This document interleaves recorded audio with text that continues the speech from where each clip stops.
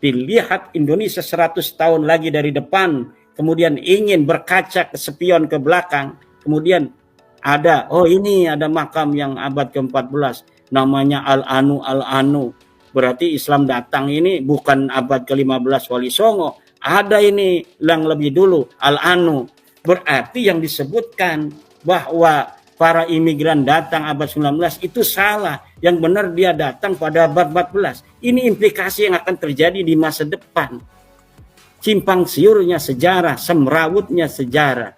Maka tolong pada siapapun yang ingin menjaga bangsa Indonesia ini, lihat kanan kiri kita, apakah ada makam-makam palsu yang didirikan seperti itu. Kalau ada, hancurkan.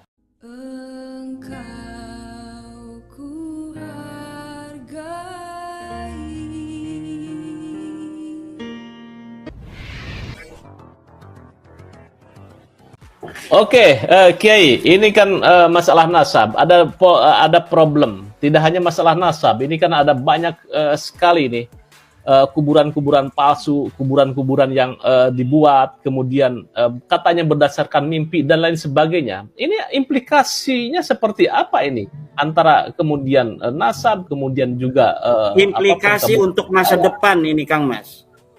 Kalau ada orang-orang yang membuat makam-makam palsu dengan ditulis bahwa ini wafat tahun 1400, 1500, namanya kemudian disebut nama Al-Anu, Al-Anu dari klan tertentu, maka nanti sejarah bangsa Indonesia ini akan ngacak.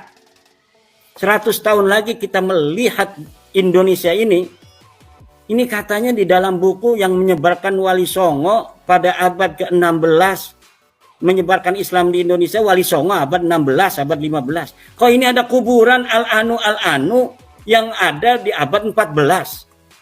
Padahal menurut buku ini, Al-Anu ini datangnya pada abad ke-19. Ini ngacak ini. Makanya seluruh bangsa Indonesia, seluruh RT di Indonesia ini, kalau ada orang bikin makam palsu, tanyakan, ini berdasarkan apa? Apakah berdasarkan sumber sejarah? Data sejarahnya mana? Coba kita pengen lihat. Siapa nama itu tokoh? Misalnya Al-Anu. Bagaimana dia hidupnya? Dia tahun berapa hidupnya? Di sini sampai datang ke sini bagaimana ceritanya? Dia punya istri siapa? Kalau tidak ada data-data itu, tidak boleh. RT, Kapolsek, Camat harus melarang adanya orang membuat makam palsu. Apalagi kalau namanya bukan nama bangsa Indonesia. Karena akan merubah sejarah masa depan. Kalau hari ini, ya orang banyak yang gak peduli. Kenapa? Karena ya mereka masih ingat sejarah mereka dari SD, dari SMP, dari SMA. Tapi 100 tahun lagi, ketika ada kajian peneliti sejarah, apalagi mereka menulis juga sejarah yang palsu, tentang misalnya pendirian Nahdlatul Ulama, yang mulai dirubah-rubah tidak sesuai dengan pakem sejarah yang sudah ada di Nahdlatul Ulama, tentang kemerdekaan Indonesia, tentang masuknya Islam dan sebagainya dan sebagainya. Ini meresahkan sejarah masa depan. Hari ini mungkin kita biasa-biasa saja karena masih banyak orang yang mencatat sejarah dalam otaknya. Tapi ketika para kesepuhan ini sudah tiada, dilihat Indonesia 100 tahun lagi dari depan, kemudian ingin berkaca ke spion ke belakang, kemudian ada, oh ini ada makam yang abad ke-14, namanya Al-Anu, Al-Anu. Berarti Islam datang ini bukan abad ke-15 Wali Songo, ada ini yang lebih dulu, Al-Anu.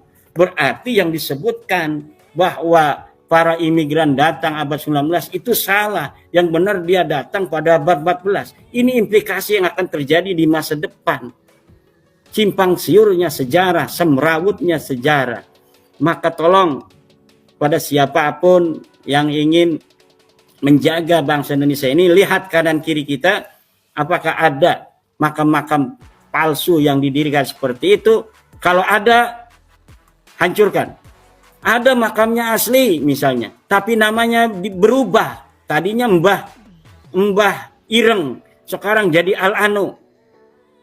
Teliti dulu sejarahnya. Kalau misalnya sudah nyata bahwa sebenarnya dia betul-betul nama Mbah Ireng, maka nama Al-Anu itu hancurkan. Kalau ada nama tokoh, misalnya tokoh Indonesia, tokoh keraton, dia pejuang, kemudian namanya diambil, makamnya dibikin, padahal ada makamnya di tempatnya, maka makam baru dengan namanya ini yang kemudian dialiaskan Al-Anu harus dihancurkan. Kalau tidak, nanti sejarah akan semrawut di masa depan.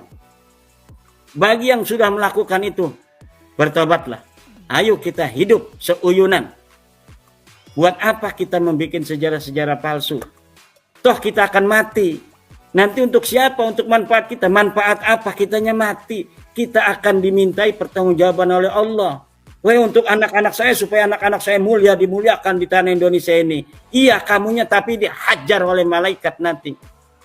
Mungkin akan selama-lamanya di neraka kalau tidak bertobat hari ini. Mari kita bertobat. Mari kita saling menghargai sama bangsa Indonesia. Kita, warga Indonesia, anak Indonesia, putra-putri Indonesia, menghargai siapapun dan menyayangi siapapun yang ada di bumi Indonesia ini. Kita bukan berawal dari kebencian, kita berawal dari cinta, dan kita ingin kecintaan kita kepada siapapun ini dihormati. Bagaimana cara menghormatinya? Ayo kita saling menghargai, hormat menghormati, jangan punya niat-niat yang tidak baik terhadap kita, bangsa Indonesia dan sejarahnya untuk hari ini dan masa depan.